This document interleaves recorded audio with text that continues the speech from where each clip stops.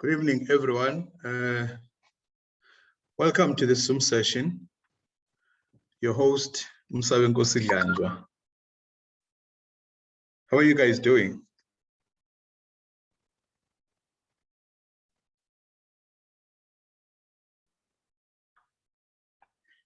Have you seen the charts? Have you guys seen the charts lately?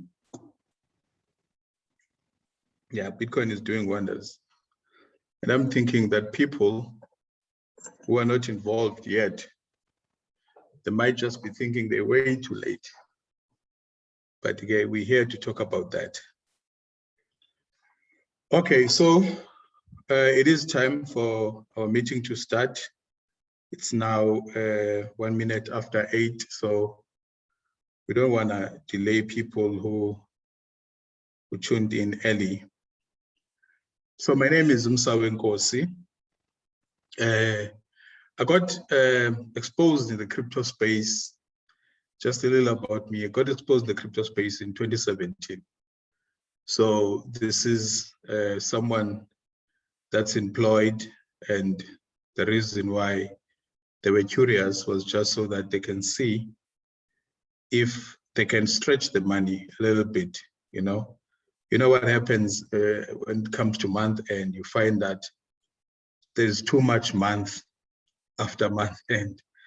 So then you look for ways to actually make it a point that there's enough money to go through the month. So I got exposed in 2017.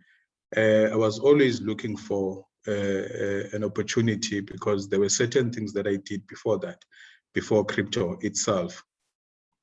So at that time, I was just looking for a way out, something that would eventually give me a lot of money without doing much, because everything before the knowledge of crypto, of Bitcoin, or being exposed to Bitcoin, gave us that idea, most of us, that you can actually make money without doing anything, you know, and very quick, actually.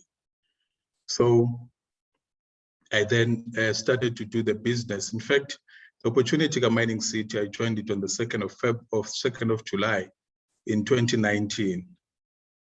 So there are certain people, I'm sharing this because there are certain people who sometimes believe that a professional network marketer is someone that's unemployed, or it's someone that you know, we sometimes make an excuse of not having time when we invited to such opportunities. We always make an excuse about the job, but it happens that sometimes even the job does not provide enough. So what did I do? I decided to partner with Mining City and learn the business of network marketing and actually do it as a professional, even though I'm working. I'm employed. I work 7 days a week with the rest of 2 days and then another 4 days after 7 days. So it's 7 consecutive days. I work 12-hour shifts. It's a 6-6 shift, day shift for 3 days, and then 2 days off, followed by a night shift for 4 days. So that's always been my routine for the past 13 years. But I still managed to do my business within Mining City, and I achieved the rank of manager with a total sales volume of $300,000. That is an amount today of about 4.5 million rands. 4.5 million rands from 2019 till to date. So I'm saying this because, you know, when you really feel like you need to make change, there's always a way, you know, so there's always a way, and yeah, you just have to really want it. Okay, so I should now get to our presentation. So I'm expecting that there's 3 types of people here with us. Those that, you know, they don't really have a problem with money as such. Chances are they just want to find out what can this whole crypto opportunity, this Bitcoin, you know, how can it help them grow their money? So I'm expecting that there is people like that who are looking for an opportunity to grow what they already have. And then there are certain people who really want to change their lives. You know, when you feel like you're not getting enough or making enough. So if you're not earning enough, then this is the good opportunity for you to actually change that, you know, and impact other people's lives positively, of course. And then also, yeah, what I'm hoping for is that at the end of the presentation and other multiple exposures that you will get with regards to our business and cryptocurrencies, you would then become one of these people who are saying that, you know, you want to go out there and help other people, you know, expose them to this opportunity so that they then have a better understanding of what crypto is about and eventually change their lives as well. Okay, so let me share my screen.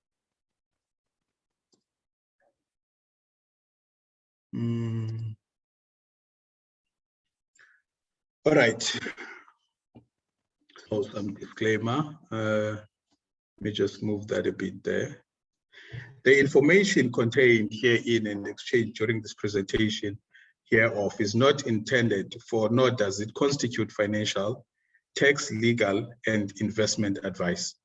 Before making any decision or taking any action regarding your finances, seek advice from an authorized financial advisor if necessary. It is advisable that you conduct your own research before making any important financial decisions. So let's get to it.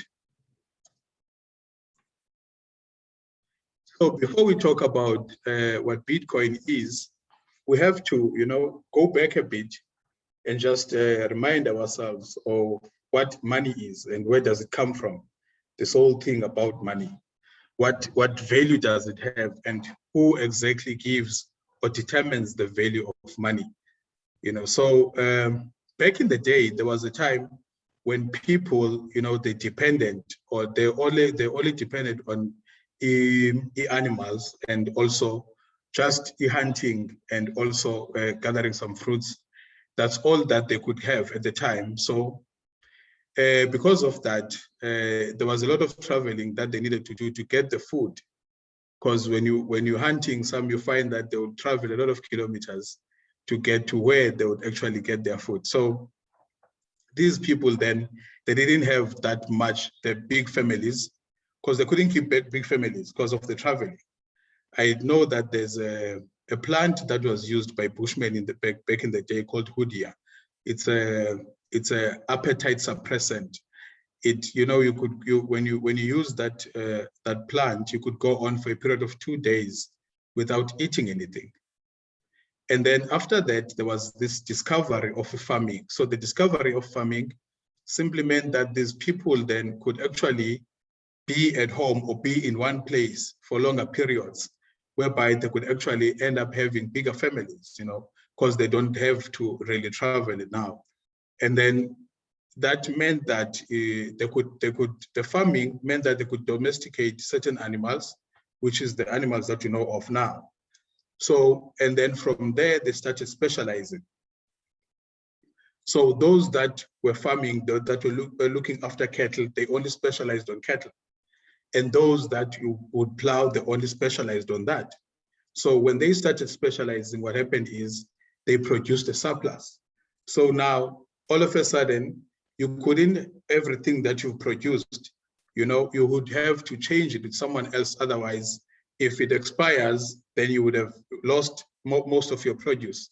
So you'd have to exchange with someone else that may have something that you don't. If it happens that you want a goat and you only have cattle, so you'd exchange for that.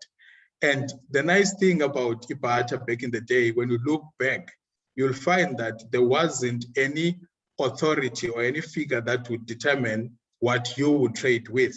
It was based on two people. If one person came with a horse and the other one came with a piglet, it was only dependent on them, what value they put on whatever the trade that was.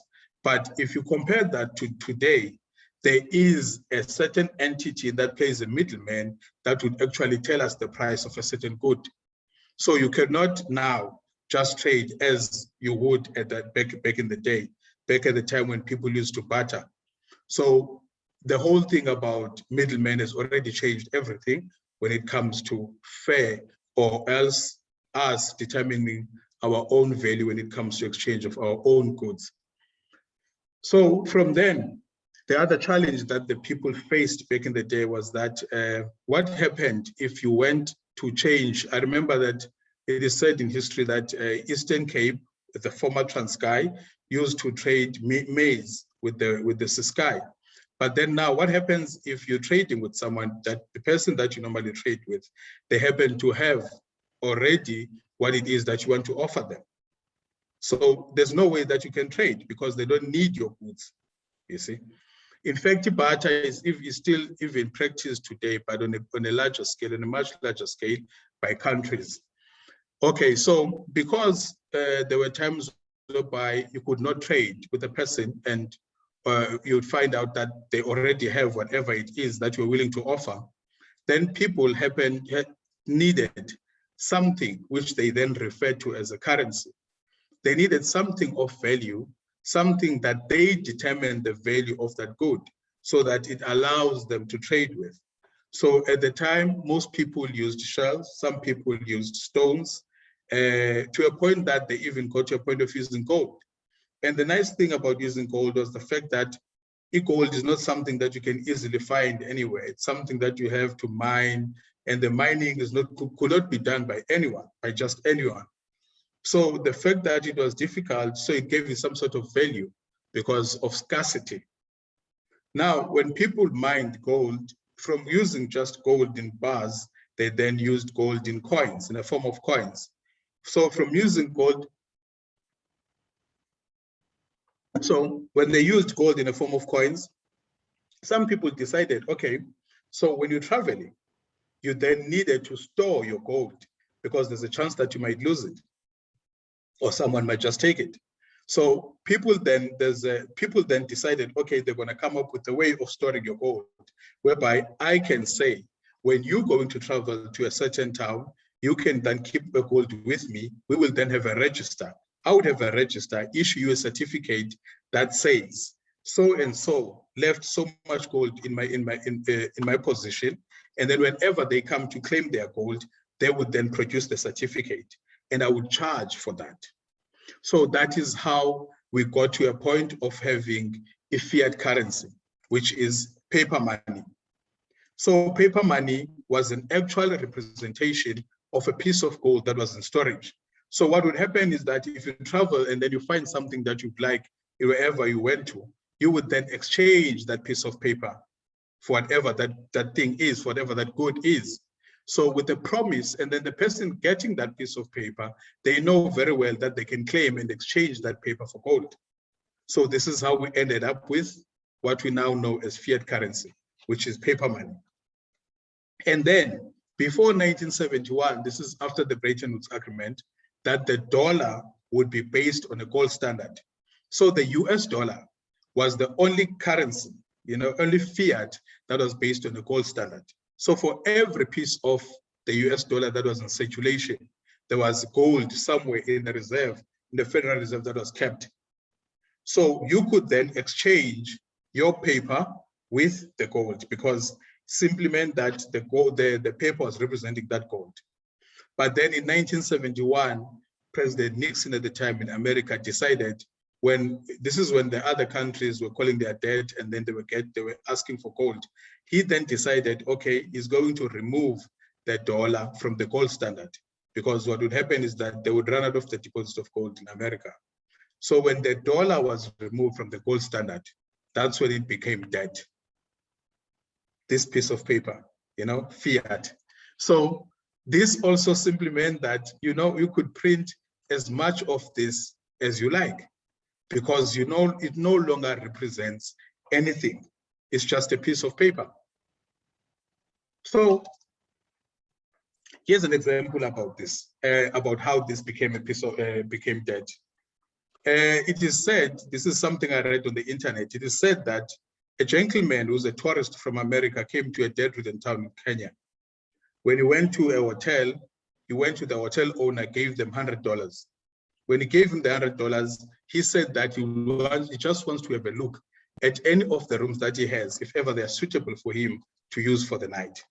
So when this guy went up the stairs, the hotel owner ran with this $100 to the butcher, gave the butcher because he owed butcher some money. The butcher took the same $100 and ran with it to the farmer because he owed the farmer, he had debt on the farmer. And then the farmer took that same $100 and gave it to a prostitute for their own deals that they had. And then the prostitute went back to the hotel because she uses the rooms in the hotel and gave the same $100 to the hotel owner. Now everyone here is paid. But then when the tourist came downstairs and went to the counter, he told the hotel owner that, I'm not really satisfied with any of the rooms that you have here.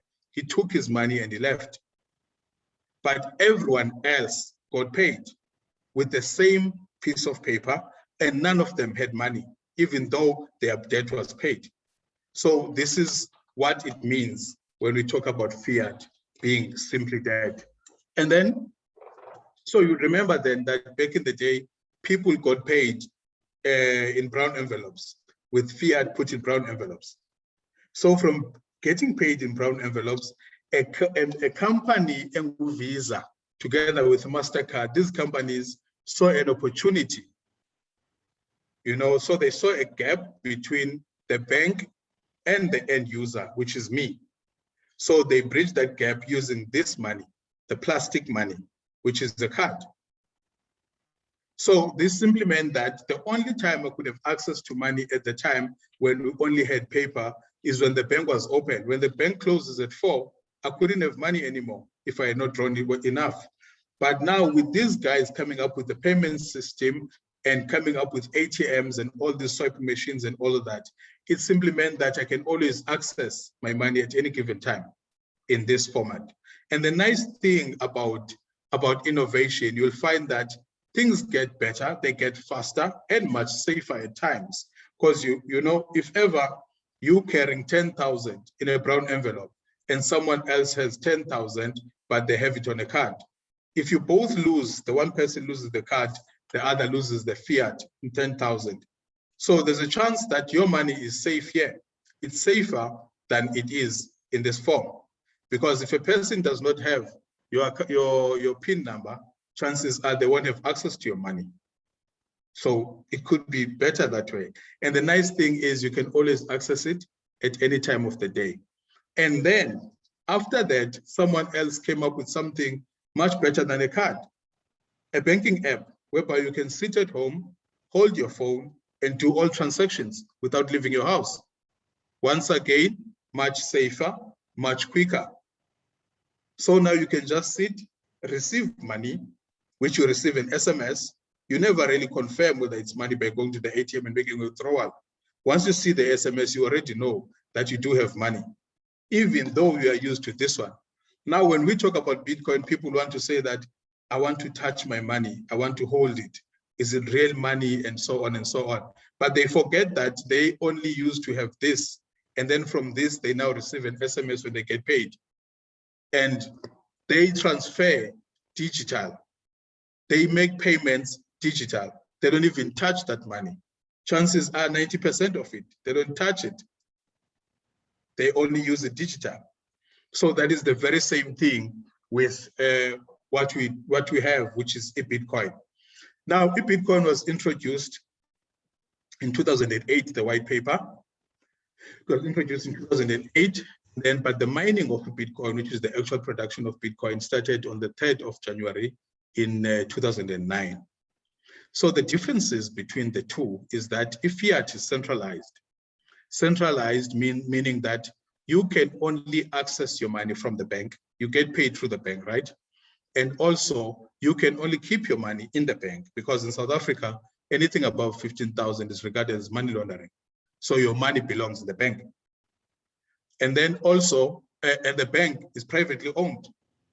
So you have this system that you can only use, just this system, only the bank. And another thing that happens is that when you get to the age of pension, when you get to the age of pension, they take about what, 2/3, you get the 2/3 of your money. 2/3 of your money is then taken to an institution that will look after your money and pay you. In fact, the way it says you are buying a pension. With your money, you are buying a pension with the 2/3 of your money, and you only have access to only 1/3. And you cannot do anything when you get to pension. You have to give this 2/3 to someone else. And then this person that you're giving the money to, chances are they are just a middleman. I've recently learned that most of the companies that we use, people that work, most of the companies that we use to take care of our money, it's not even them that take care of that money. They don't even know where it's invested. You know, so that is why we then found that in actually Old Mutual started investing in Bitcoin back in April of 2017. But then when you go there to invest your money, the person that is helping you with that savings or form of investment, they don't even know where your money is going. And then there's someone else that takes care of that money and decides where it goes. And then they report on a quarterly basis, in which case, when you come and see how much money you got, whatever that has changed, you know, you have no benefit on it, whether it goes up much higher or it goes down way low. So that is the centralization issue. And then the other one is fees. I recently learned from a friend who's from, I think the gentleman is from Malawi. He told me that they have, and he uses two services to send money home. There's one called Mikuru. Mikuru is about 10% that is charged. I mean, if I'm sending an e-wallet to someone in Cape Town, I would only pay what, 11 rands. I'm sending e-wallet, I only pay 11 rands. But then if I'm sending money in Ghana, in America, in any way, I have to pay up to 20% for that matter. So this is because I have rands, and a rand is not legal tender in Zimbabwe or Ghana. So it has to be changed into the currency of that place, so by whatever currency that they use there. So there is this middleman who does the job of transferring and exchanging it into the currency that is a legal tender in that country. So that's why then I end up having to pay a fee of 10 to 20% in the remittance market. And now, the other big issue with money, well, I think most of these, they speak to people that are employed like me. So if you consider inflation, you find that when you started working, you were being paid maybe 3,000 a month. And then later on, maybe 10, 20 years, you're being paid 50,000 or whatever. But then you find that still, there is still too much month after being paid. How is that? When it was 3,000, it was only 30 days a month. You're being paid 50,000, the month is still 30 days, but your money does not last. That is because of inflation. It's the rate at which your money loses buying power. And then we keep on blaming the prices are going up. And actually the money loses buying power over time, which is fiat. That's basically how it's designed. Now, I have looked at how this favors certain people in a way. If you look at people who have means of production, people with big companies who employ, the ones that employ a lot of other people, you'll find that they buy those people's time so that they can actually venture into other businesses and be able to multiply and do other things and multiply their money. Whereas me being employed in that company, I then look after the company and make sure that it functions. So in a way, the fact that my money does not last, that keeps me in a job because I get paid today and I look forward to a paycheck, the next paycheck and the next paycheck and the next paycheck. So I don't really have time to actually look for an opportunity that would get me out of here or that will get me to a point of actually making more money because I'm stuck with money that never really grows. But my keeping this person's business operational allows them to expand, which then means in a way that inflation does favor certain few people, you know, those are the means of production, of course. Now, Bitcoin, as opposed to fiat, Bitcoin is, okay, it's cryptocurrency, crypto is short for cryptocurrencies. And cryptocurrencies is a term that describes communication in presence of adversaries. What this means is that when I'm doing a transaction, I'm sending another person in Cape Town money. The only entity, there's just one entity that will do the verification. There's only one bank that will verify that transaction.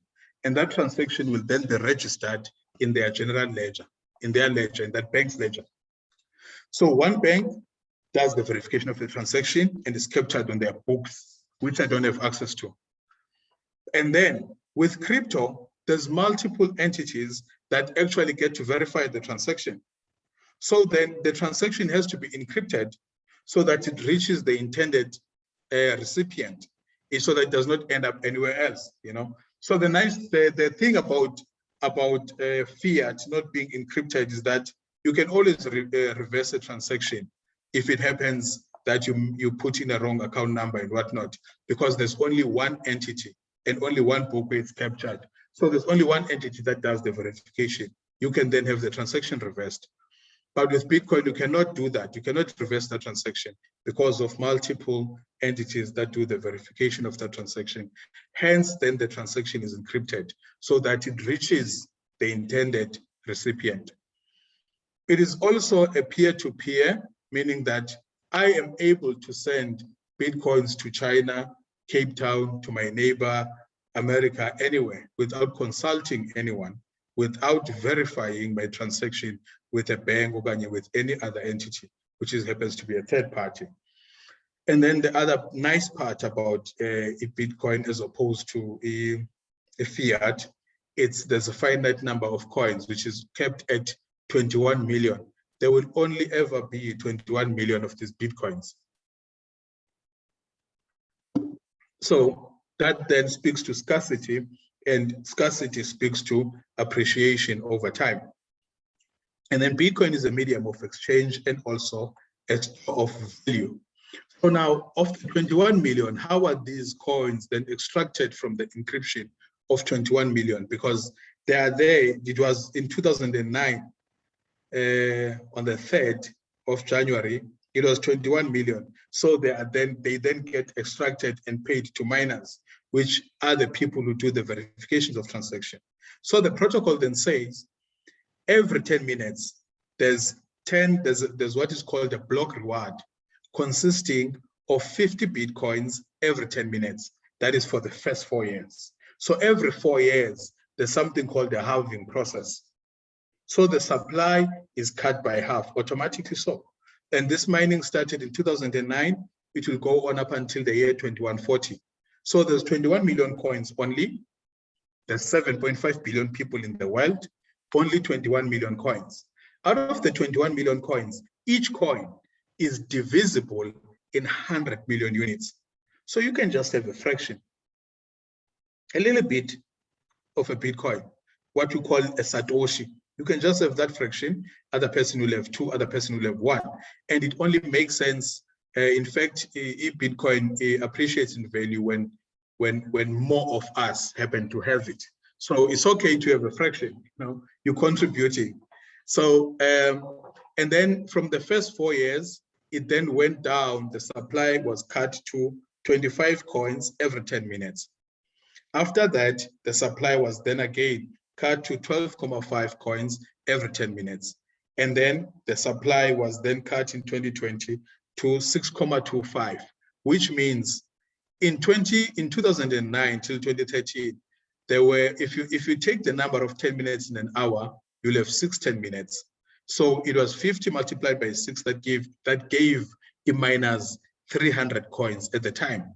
They got 300 coins every hour. And then you take the 300 and multiply it by 24, and they got 7,200 coins in a full day. I wonder how many 100 rands or 20 rands or 10 rands are in circulation right now. I wonder if anyone cares anyway, because there's no shortage of paper. Hence, the value goes down all the time. So then right now with the 6.25, there is 900 coins every day. Per 24 hours, there's 900 coins. Back then, it was 7,200 coins. So the supply every time goes low and lower and lower. Now, this is different to anything that I know of. So the company I work for exports ore to China. So back then, I think maybe 8 years ago, they got one train from Seychelles, one train consisting of 104 wagons of iron ore. And in a 24-hour cycle, they only had one train. But then when China needed more iron ore, what happens on this side? When there's more demand, what happens on this side? Then you need to meet the demand by supplying much more. So now they have about 5 or 7 trains that they feed in China every single day. But back then, it was only one train. So when the demand grew, the supply had to increase as well. But guess what happens with Bitcoin? In 2009, there were only 440 wallets, 440 wallets mining Bitcoin. But today, there's so many, and you are part of this by coming to this presentation. You know, you're gonna be part, you want some of these Bitcoins. But guess what? We can only share 900 now. It doesn't matter what happens to the demand of Bitcoin. The supply every 4 years will forever be getting lesser and lesser and lesser up until the year 2140, which then translates to appreciation in price. Okay, so now Bitcoin being an exchange, medium of exchange, in 2010, when we had the World Cup in South Africa, when we were busy with the World Cup, well, Bitcoin price was 140 cents at the time, 140 cents that you could use to buy just an apple at the time. So Bitcoin price was 140. And on the 22nd of May, 2010, 10,000 Bitcoins were exchanged for 2 pizzas. A gentleman in America asked the other programmers online, sent an email and said, guys, if anyone, this was before this whole thing was popular, you know, they just wanted to see if ever they can exchange Bitcoin for any kind of any goods, you see, like just as I explained earlier, that people could barter, you know, I could come with a goat, you could come with a sheep, whatever. It was just dependent on us. There was no regulator. There was no one who was telling us you cannot change this for that, and there was no currency at the time. So what happened here is that this programmer decided, okay, I want to have pizza. So let me ask the guys, can anyone send me 2 pizzas, and I will pay them with 10,000 Bitcoins, not 10,000 in dollar value, but in quantity. Number of Bitcoins were 10,000 that were transferred, and this gentleman received 2 pizzas. And the value of these 2 pizzas at the time, it was $20.50 for each pizza, which was $41 then. And then on the 5th of September 2018, the 2 pizzas that were $41 in 2010 were then 66 million. And the very same 2 pizzas that were bought at the time are now at a value of 384 million. So Bitcoin community always celebrates on the 22nd of May.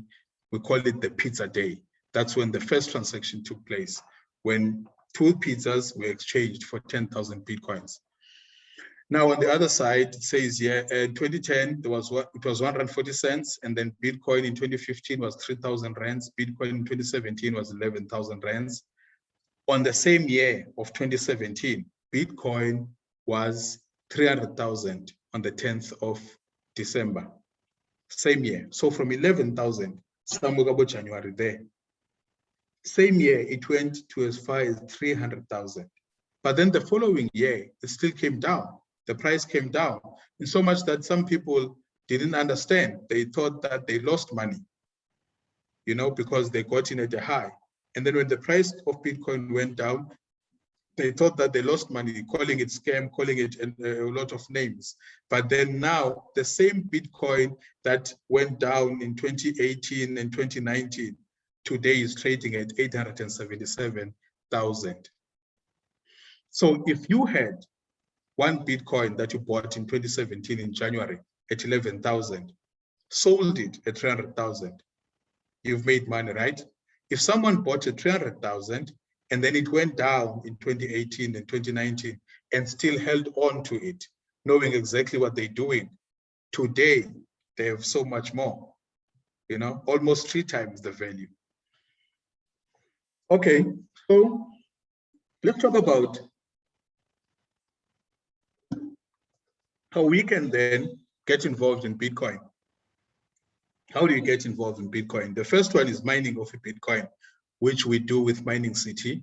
Basically, the mining of Bitcoin back in the day was done, you just plugged in the software with your laptop, using a laptop that uses, you were using CPUs at the time, a normal laptop. That's why I'm saying CPUs, that's just a normal standard laptop. So they plugged in and then they mined Bitcoins, verifying transactions. And then later, they then moved from the CPUs to graphic cards. So the guys that were using graphic cards, they started confirming much more transactions and making more money. And then from there, they went to machinery that is specifically designed for mining of Bitcoins. And then they stopped mining individually and they started mining in pools. So think of it this way. If there was gold, you know, just laying around everywhere, and we were just getting gold, and then to a point that we now have to dig for gold, some of the people were just gathering gold anyway. When we start digging, they wouldn't participate in that because they might not have the means. So what happens now is that as we're getting lesser and lesser Bitcoins, it's much more difficult to actually mine Bitcoin. So these guys stopped mining individually and started mining in pools. So now it's basically companies that do the mining Bitcoin, big companies that do the mining of Bitcoin. In which case, the company that I'm talking about here is Mining City. We mine Bitcoins through Mining City. And Mining City partnering with MineBest, which is the strategic partner that handles the actual physical mining of Bitcoin, and Mining City distributes the product through network marketing. And now, the other one is to trade. You trade the Bitcoin. So you trade what is already there. So the source is mining, and then once it's mined, it's then available in exchanges for you and I to trade it. So you can then go into an exchange, put in your fiat, your rands, and buy Bitcoins or any other cryptocurrency for that matter. But now the thing is, exchanges are not meant for holding coins. They are not meant for keeping your coin. They are meant for just for exchanging, and then you get out of there. Because exchanges, for me, I feel like they function more like banks. They have restrictions. They have hours whereby you can only be available at certain hours. With some of them, you cannot withdraw at any given time, especially in South Africa. The exchanges that we have, you cannot withdraw money on weekends. So, and then after banking hours also, you can't. So then they have FICA documentation that is needed, a whole lot of other things. So basically, exchanges are meant for you to buy money and get out of there. Because what we understand is that, in fact, what I was taught when it comes to crypto is that if it's not your wallet, then it's not your money. Similarly to a bank, if your money is in the bank, it's not your money until it's in your possession. If the bank goes under, you don't have any money. You see? So until it's in your possession, then it's your money. Even though you're not supposed to keep it by you, as the law would say, it's not supposed to be, you keep it in your possession, it stays with the bank. But once it's in the bank, that's why they have regulation there. They tell you, if you have this much money, you can only make a notice before withdrawing it or using it and whatnot. And if you receive a lot of money, you still have to state where it comes from, what are the reasons for getting it, and so on. Because it is not your money. It's your money when it's on your possession. That's the very same thing that happens with exchanges. Your money does not stay in an exchange. Your money stays in what is called a wallet. You know this most. So your money stays in what is called a wallet. A wallet is meant for holding coins. It's meant for keeping your money. So it's flexible. You can access your money at any time. And the nice thing about a wallet, there's options whereby you can even put your money on what is called a staking, and then it also gives you much more, which would refer in fiat as interest. But in this case, we talked about yields when it comes to a wallet. So your money stays in the wallet. There's all kinds of wallets. There's offline wallets and online wallets. And the wallet that we are using is Fox Wallet. So we use Fox Wallet to hold our coins. You will learn about this once you get involved. Then with Mining City then offers these 6 packages, which is a primary plan, a standard plan, a bronze plan, a silver plan, a gold plan, and a platinum plan. So what happens here, you use your money to rent a terahash of electricity. In return, you are then paid in mining rewards on a daily basis for a period of 1,100 days. The contract is stated right there. If you were to purchase today your plan, in which case the money that you purchase with is then used for operational costs. And then what you get based on the contract is the mining rewards that are associated with the terahash that you bought, that you're renting. So you're earning those mining rewards on a daily basis.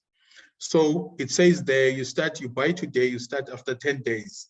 So you rent your terahash today, pay your money today to Mining City. You wait a period of 10 days. After 10 days, on the 11th day, up to the 1,100th day, you're earning on a daily basis. The beautiful thing about this is that you have access to the bank office.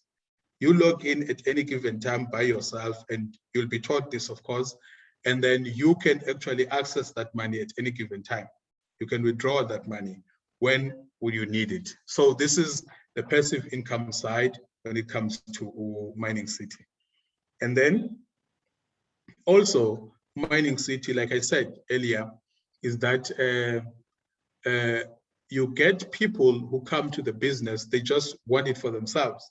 But then when they get, to make that much money, they're always gonna share, of course. And then some people, they come in with an intention of sharing with other people and impacting other people and changing those people's lives through what we call, through this compensation plan. So this one, let me just show you a bit about this one. So this is the binary cycle. So we have a binary cycle, and then you also earn through a referral, and then you also earn when the person that you brought to the business makes the $200 from the binary. So now, let me just get my board so that I don't only have to show you the one that is on the computer there. I just actually write it down for you.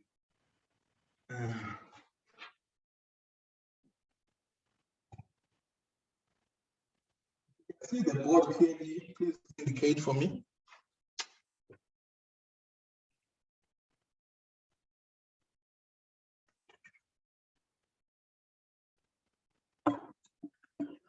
Okay, so how about that?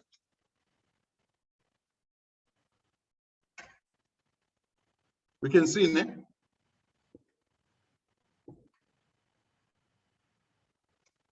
Can you see that?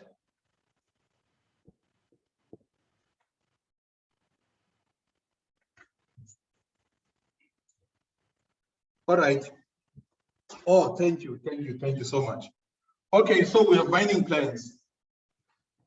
The mining plan, which is plan 1, we have the second one, the third, the fourth one, and the fifth, and the sixth one. So that one is, I'm just going to make an example. This is a primary plan. You have your standard plan here, and then you have your bronze plan here, and then you have your silver, a gold plan, and a platinum plan. So Mining City then says, all that you need, this is what happens. This is the structure of Mining City. This is you, and you have just the 2 legs. Now I'm going to make an example with the gold plan. The gold plan is $5,600. So I need a lot of space from this board. That's why I'm not writing everything down here. And then this one is 16,800. And then this one is 3,200. So I'm going to make an example with this one, which is our gold plan. So let's say, now here's what happens here. You have a lot of options with Mining City. You can then come with Mining City and then stick with passive income, but I don't really encourage that because you'll be missing out on a lot of money. And then if you're really intentional about making a lot of money, you then come in with whatever plan that you buy. Whatever plan that you buy, we'll make an example with the gold plan here. If you buy a gold plan and then you introduce 10 people, you've already made the money that you started with. Every cent of the money you started with, you're making it back just by introducing 10 people. And then from that 10 people, I am sure there'll be people who are just like you who would want more money.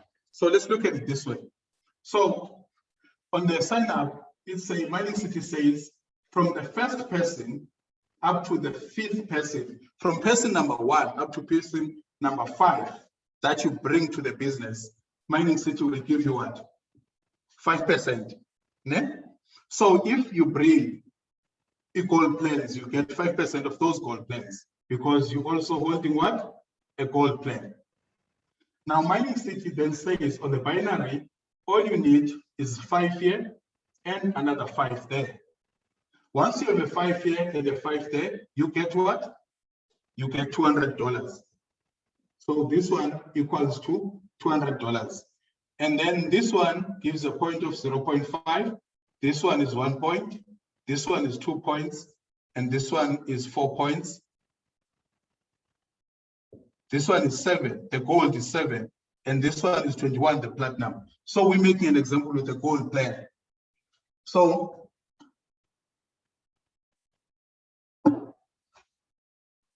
the first person that joins your business buying a gold plan, this is person number 1.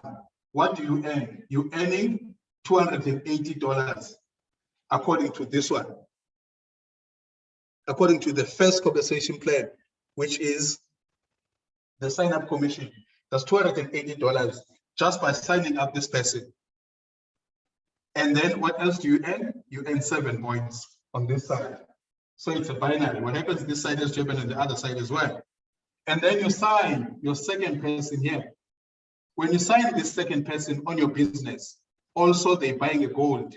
So this is the second person on your business. What is 5% of 5,000? Let me put it here, $5,600. So 5% of $5,600 on the second person, you're making another $280. That's another $280. And you're also getting what? 7. So the company then says, this 7 has a 5, they take away the 7, they leave a 2, and they take away the 5 this side also, they leave a 2, and they pay you what? $200. So if you sign these people buying gold plans in one day, this is how much you've made already in that same day. But now look at this. This person has 2 legs. This person here also has 2 legs. You then sign your third person. Let's forget about them a little bit and focus on you. So you then sign your third person on the business. This third person buys a gold plan. When they buy a gold plan, this one earns 7 points. The 2 is added with a 7. You now have 9 points here. And what do you get from the third person? You're getting $280 sign-up commission. If you have a calculator, you can just count with me as we go along. You can just keep adding these numbers as we go along. We'll finish just now. And then this side, you sign up your 4th person in your business who happens to buy another gold plan. And then this one gets 7. That 7 is carried to the 2. You now have what? 9 points here. The company comes, takes away 5, leave 4 points. Takes away 5 from the 9, leave 4 points. And pays you what? $200. Now, here is where it gets interesting. You then sign another person here. This is person number 5 in your business. They are buying a gold plan, which means this one makes 7 points. This one gets 7 points, now 14. And the 7 points plus 4, you now have 11 points there. And then this is the 5th person. The 5th person, you get what? $280. And then on the 6th person as well, that you signed there, buying a gold, 7 points here, plus 7 points there, plus 7 equals to 11. Ne? And then what do you get from that one? Another 280, ne? I hope I'm still on the right track. So another 280 here. Then the company finds that here you have 11 points and 11 points. So we're looking for multiples of 5. All that you need is a 5 this side and a 5 this side. So 5 goes in there twice. And then you're left with, they take away the 11, you're left with 1. Take away the 11, you're left with 1. And you get paid what? Yet another $200.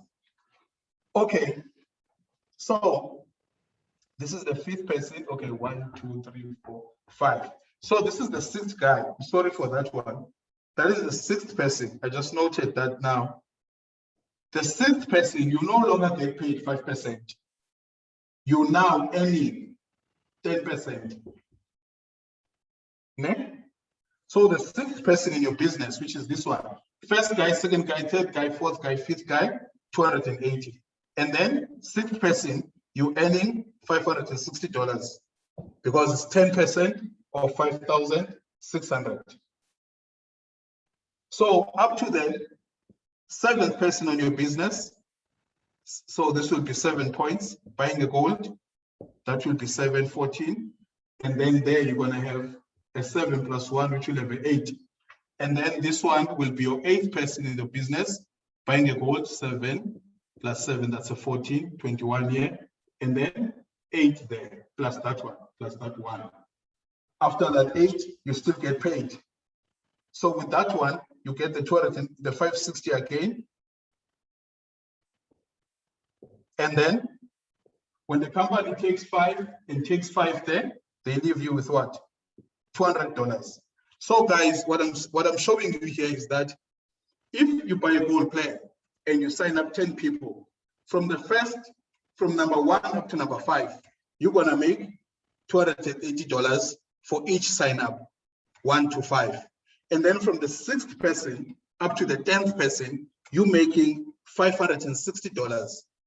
And then adding the $200 in between that you're making in cycle bonuses, that will end up to 5,600.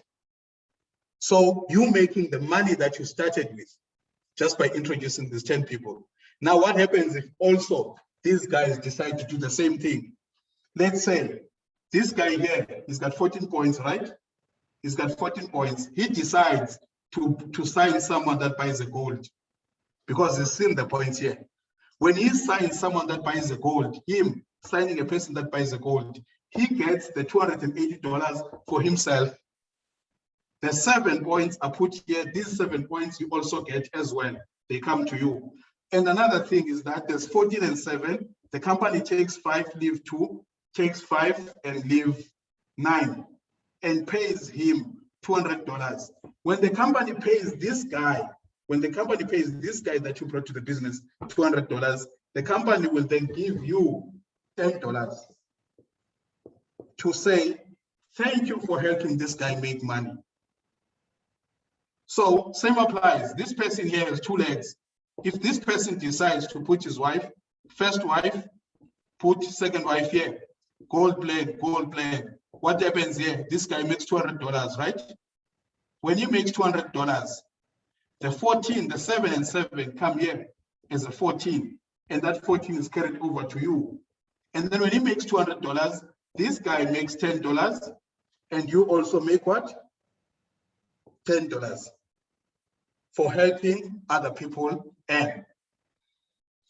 So I am sure that made a bit of sense. If it's your first time, you might want to join us again and make sure that you actually get to understand what it means. And the person who actually brought you to this meeting knows very well how that works. So there's 3 ways of being paid: over and above your mining earnings. So your contract is there paying you on a daily basis for 1,100 days. And then if you decide to share the business, in which case you simply bring people to these types of presentations, we do the presentations on your behalf. That is what you stand to earn. First 10 people that you bring to the business who bought the same plan as you, you make back all your money that you started with. And then you still have the mining, and then you still have them duplicating and doing much more than you did, chances are, if ever they're hungry enough. So we now have come to the end of our presentation. So there's just one thing that I'm going to share with you. On the 27th of November, we're going to be in Durban. We're going to be in Durban where we have our gala dinner. Now, the person who is a hostess in that gala dinner is none other than Nicolette Mashile, the financial bunny. If you know her, you must check her out on Twitter or also on Insta, and just, you know, she knows her story. So she's going to be there in our gala dinner. And then also amongst us, the main speaker in our gala dinner is none other than Vusi Thembekwayo. So what I've learned, Gemnaga, is that, you know, sometimes if you, in fact, all the time, if you really want to make money, you need to start hanging out with those that really make a lot of money. And another thing, ask the person that brought you here, né? The person that invited you to this meeting, ask them to share a video clip of Vusi Thembekwayo in our gala dinner in Port Elizabeth last year in December, what he said about Bitcoin and other cryptocurrencies. Okay, thank you guys. You may now go back to the person that invited you to this meeting and sign up, and they will help you with everything else. Okay, so there's a question here. Okay, there's quite a lot of them. Can I buy another plan that's separate and not part of this tree? Another separate tree, separate branches? Hope I'm making sense. Okay. Questions are good.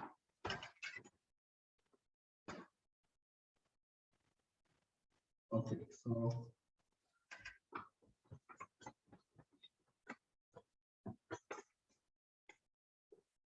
so now I would only want to buy from the same tree, not separate from the tree that I'm in. So look at it this way. What if you have money for 3 gold plans? This is you, this is you, this is you. So 1, 2, 3. Gold plan, gold plan, gold plan, right? What are you earning? 1, 2, 5, 5%, right? So that's what you're going to earn, 1, 2, 5, 5%, which means you're going to get 280 for signing yourself under yourself. You signed yourself under yourself, the company pays you 280. You signed your other self under yourself again. Company pays you $280 once again. And then you have 7 and 7. The company takes 7, leave 2, take 7, leave 2. You now have $200. Same night that you bought these accounts, the very same night, tonight. Now, guess what? When you then, this account has two legs. When you then introduce someone here and another person here and another person here. So this is your 4th person, which is other than yourself. This is yourself, right? Your 3 accounts. 4th person other than you, you still get the 280 and you get the 7 and you get a 7 here, which now you have 9. And then the same thing happens here.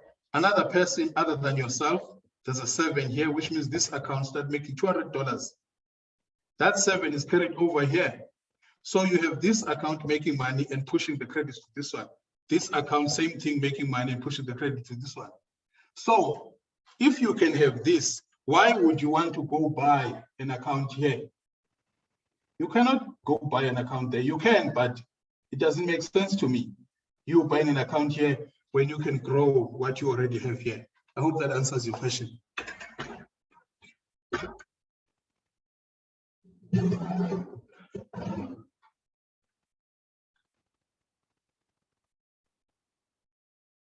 Thank you, sir. Okay.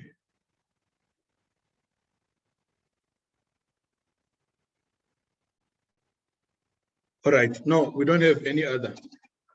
Thank you so much, guys. Thank you. Again, we have another presentation on Thursday. So you must come back on Thursday again. And, you know, information, it's important to repeat all the time so that you can actually find a place. Because after this, chances are by tomorrow, most of the stuff you may have forgotten it if you are new. But then, yeah, come back on Thursday again. Cheers.